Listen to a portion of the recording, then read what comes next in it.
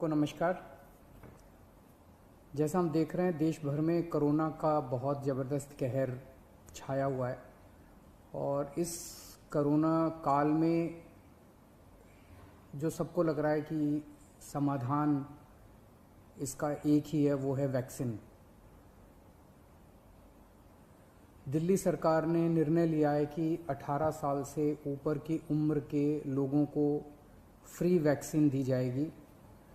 हम कोशिश करेंगे कि इसको जल्द से जल्द और बड़े स्तर के ऊपर कैसे लोगों को वैक्सीन किया जाए, इसका पूरा प्लान तैयार किया जा रहा है। आज सुबह हम लोगों ने दिल्ली में 1,34,00,000 वैक्सीन खरीदने की मंजूरी दी है।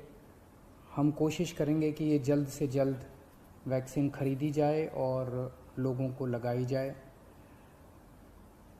इस महामारी में वैक्सीन एक समाधान निकल के आ रहा है। वैक्सीन जिन लोगों को लगी है उनका एक तरफ कोरोना नहीं होता, या जिनको होता है उन लोगों को माइल्ड होता है।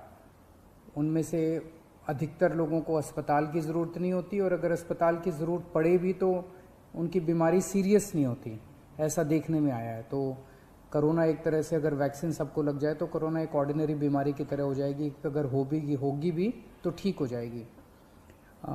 इंग्लैंड में, यूनाइटेड किंगडम में अभी कुछ महीने पहले तक कोरोना का इतनी ही ज़बरदस्त कहर था जैसे भारत के अंदर है, और वहाँ उन्होंने वैक्सीन बहुत बड़े स्तर के ऊपर अपने लोगों को लगाई।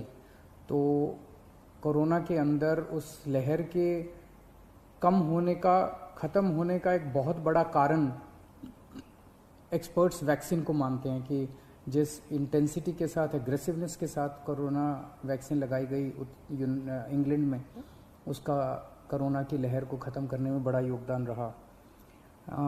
वैक्सीन के एक निर्माता ने कहा है कि वो राज्य सरकारों को 400 रुपये में देंगे, दूसरे निर्माता ने कहा है कि वो राज्य सरकारों को 600 रुपये में देंगे, और केंद्र सरकार को दोनों 150 रुपये में देंगे। मेरी उम्मीद है कि इसको एक ही प्राइस होना चाहिए, अलग अलग प्राइस नहीं होने चाहिए।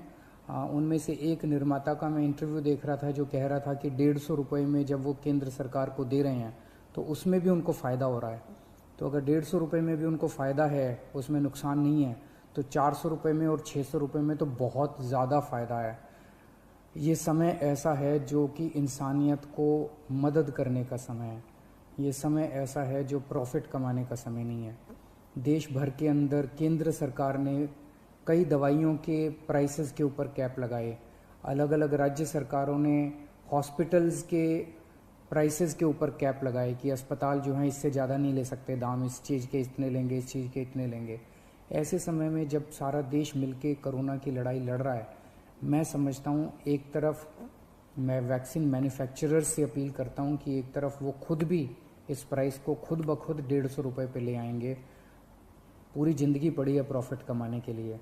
ये टाइम, कोरोना जब महामारी इतने बड़े स्तर पे फैली हुई है, लोगों से ये प्रॉफिट कमाने का टाइम नहीं है। मैं केंद्र सरकार से भी अपील करता हूँ कि अगर ज़रूरत पड़े तो इसकी भी कैपिंग की जाए और इस प्राइस को कम किया जाए। एक बात कि 18 साल से ऊपर की उम्र पे अभी लगाया जा रहा है, लेकिन इस महामारी के दौरान हमने देखा कि हमारे 18 साल से कम उम्र के जवान और बच्चे भी इसमें बहुत ज़्यादा संक्रमित हो रहे हैं। उनमें से कुछ लोगों की मौत भी हुई है। तो उनके लिए भी अब हमें सोचने का टाइम आ गया है कि अगर यही वैक्सीन्स उनको भी लगाई जा सकती हैं, उनके लिए भी सेफ़ और इफ़ेक्टिव हैं, तो यही वैक्सीन लगाई जाएं। और अगर ये वैक्सीन्स उनको नहीं लगाई जा सकती, दूसरी वैक्सीन्स की ज़रूरत है, तो मैं उम्मीद करता हूँ कि जल्द दूसरी वैक्सीन्स भी ईजाद होंगी जो बच्चों को भी लगाई जा सकें, उनको भी सेफ़ हो और इफ़ेक्टिव हो।